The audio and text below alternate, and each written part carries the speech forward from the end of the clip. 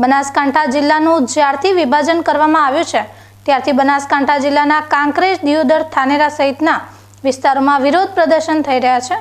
આ તમામ તાલુકાના વિરોધ પ્રદર્શન વચ્ચે હવે ડીસા તાલુકાના ભીલડી ગામના લોકો નવા તાલુકાની માંગ સાથે મેદાનમાં જોવા મળી રહ્યા છે। ભીલડી ગામના લોકો પણ તાલુકાનો દરજ્જો મેળવવા માટે અત્યારે સરકાર પાસે માંગ કરી રહ્યા છે। બનાસકાંઠા જિલ્લો આમ તો વર્ષોથી 14 તાલુકાથી બનેલો જિલ્લો હતો, પરંતુ તાજેતરમાં જ નવા વર્ષની શરૂઆત સાથે જ બનાસકાંઠા જિલ્લાનું રાજ્ય સરકાર દ્વારા 2 જિલ્લામાં વિભાજન કરવામાં આવ્યું છે, જેમાં નવા જિલ્લા તરીકે વાવ થરાદ જિલ્લો બનાવવામાં આવ્યો છે। રાજ્ય સરકાર દ્વારા નવો જિલ્લો વાવ થરાદ બનાવતાની સાથે જ કાંકરેજ, ધાનેરા અને દિયોદર તાલુકાના લોકો તેમની માંગણીઓ સાથે વિરોધ પ્રદર્શન કરતા જોવા મળી રહ્યા છે। સતત 6 દિવસથી આ તમામ વિસ્તારોમાં પોતાની માંગ સાથે વિરોધ ચાલી રહ્યા છે। ત્યારે કાંકરેજ, ધાનેરા અને દિયોદર તાલુકાના વિરોધ બાદ હવે ડીસા તાલુકાના ભીલડી ગામના લોકો પણ રાજ્ય સરકાર સામે પોતાના વિસ્તારને તાલુકો બનાવવા માટે મેદાનમાં જોવા મળી રહ્યા છે। વર્ષોથી ભીલડી વિસ્તાર એ ડીસા તાલુકામાં આવતો વિસ્તાર છે, પરંતુ વિકાસની દ્રષ્ટિએ ભીલડી વિસ્તાર હવે દિવસે ને દિવસે આગળ વધી રહ્યો છે। અત્યારે ભીલડી વિસ્તારમાં નવું રેલવે સ્ટેશન, મોટું સરકારી હોસ્પિટલ, બસની સુવિધા, 35 ગામને જોડતું પોલીસ મથક, ધંધા રોજગાર સાથે સંકળાયેલું મોટું બજાર અને ખાસ કરીને નેશનલ હાઈવે 27 નંબર પણ ભીલડી ગામમાંથી પસાર થાય છે। એટલે કે કહી શકાય કે આ ગામ હવે વિકાસથી ભરેલું ગામ બની ગયું છે, જેને લઈ હવે વેપારીઓ, ડોક્ટરો, ખેડૂતો, સ્થાનિક આગેવાનો ડીસા તાલુકામાંથી વિભાજન કરી ભીલડી તાલુકા બનાવવામાં આવે તેવી આ ગામના લોકો માંગ કરી રહ્યા છે। ભીલડી ગામના લોકો જણાવી રહ્યા છે કે ભલે ભીલડી ગામ વાવ થરાદ જિલ્લામાં આવે કે પછી બનાસકાંઠા જિલ્લામાં આવે, પરંતુ તેમને એક અલગ તાલુકાનો દરજ્જો આપવામાં આવે છે। અમારે ખરેખર ભીલડી વિસ્તારને તાલુકાની જરૂર છે। અમારો હાલમાં તાલુકો છે એ ડીસા અહીંથી 25 કિલોમીટર થાય છે। અમારા બાજુનું ગામ એ છેવાડાનું ગામ છે, એને 31 કિલોમીટર ડીસા જાય છે। અવારનવાર કોઈપણ કામકાજ માટે ડીસા જવું પડે છે। ડીસાનો વિસ્તારમાં બહુ બોળો વિસ્તાર હોવાથી ત્યાં અમને કામની પણ તકલીફ પડે છે।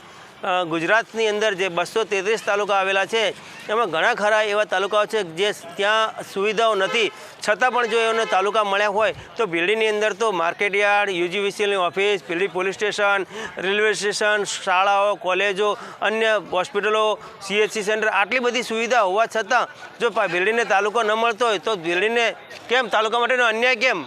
ખરેખર અમારા વિસ્તારને તાલુકો મળવો જોઈએ। સંઘ, રાષ્ટ્રીય સહયોગ સંઘ અને વિશ્વ હિન્દુ પરિષદની દ્રષ્ટિએ પણ તાલુકો મળેલો છે। જો તાલુકો અમને મળે તો અમારું ગામ વિકાસશીલ બને અને જે મળે છે એના કરતાં પણ વધારે સુવિધા મળે। માટે માનનીય સરકારશ્રીને અમારી વિનંતી છે કે આપ અમને તાલુકો આપો। જ્યારે આપણે જિલ્લાનું વિભાજન કર્યું છે તો બનાસકાંઠાના ડીસા તાલુકાનું પણ વિભાજન કરો અને એમાંથી અમને તાલુકાની અમારી માંગ પૂરી કરો, એવી પ્રજાજનોની માંગ છે। અમારી એક જ માંગ છે, ભીલડીને તાલુકો બનાવવામાં આવે, કારણ કે ભીલડી ખાતે બહુ મોટું રેલવે જંકશન આવેલું છે। મોટામાં મોટું જૈન પ્રાચીન દેરાસર પણ અમારા ગામમાં આવેલું છે। અહીંયા આગળ અમારે 7 થી 8 ક્રેડિટ સોસાયટીઓ, 4 બેન્કો પણ આવેલી છે। નેશનલ હાઈવે નંબર 27 અહીંયાથી પ્રસાર થયો છે। મોટામાં મોટું CHC પણ ત્યાં અમારા ગામમાં અંદર આવેલું છે અને મોટામાં મોટું માર્કેટ આવેલું છે। ડીસા પછી બીજા નંબરનું માર્કેટ યાર્ડ ભીલડી ધરાવે છે। તેથી કરીને અમારી એક જ માગણી છે કે અમારા ગામને તાલુકાનો દરજ્જો આપવામાં આવે, જેથી કરીને ખેડૂતોને ખોટી હાલાકી ન ભોગવવી પડે। એના માટે અમારી ખૂબ માગણી છે। ભૂપેન્દ્રભાઈ પટેલ સરકાર અમારો આ માગણી સંતોષે એવી અમારી ઈચ્છા છે। વર્ષોથી ભીલડી ગામે ડીસા તાલુકામાં આવતું ગામ હતું, જેને લઈ દિવસે ને દિવસે ભીલડી ગામ વિકસિત ગામ બનતું ગયું અને ધંધા રોજગાર ક્ષેત્રે પણ અત્યારે આગળ વધી રહ્યું છે। ભીલડી આજુબાજુ 35 થી વધુ ગામડાઓ આવેલા છે, જેમાં મોટા ભાગે ખેતી સાથે સંકળાયેલા લોકો વસવાટ કરે છે, જેના કારણે ડીસા બાદ બીજા નંબરનું સૌથી મોટું બનાસકાંઠા જિલ્લાનું માર્કેટ યાર્ડ ભીલડીમાં આવેલું છે। અત્યારે ખેડૂતો પોતાના કામકાજ અર્થે જવું હોય તો તેમને ડીસા 25 કિલોમીટર આવવું પડે છે, જેના કારણે અહીં વસતા 35 ગામના ખેડૂતો ભારે હાલાકી ભોગવવી પડે છે।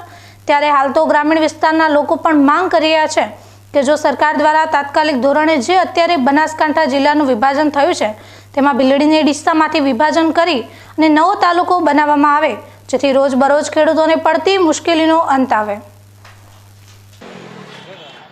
અમારી અને અહીંયા આજુબાજુના 40 થી 50 ગામોના લોકોની એક જ માગણી છે કે ભીલડીને તાલુકાનો દરજ્જો આપવામાં આવે।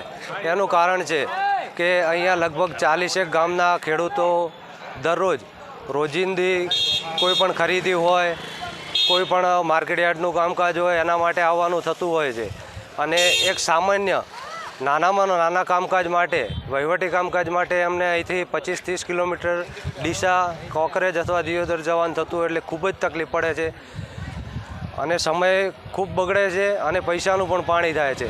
પછી વિદ્યાર્થીઓ હોય તો વિદ્યાર્થીઓને EWS હોય અથવા જાતિના દાખલા હોય તો પણ શિક્ષણનો ટાઈમ બગાડી અને અમને ડીસા કે દિયોદર કે કાંકરેજ જવાનું થતું હોય છે.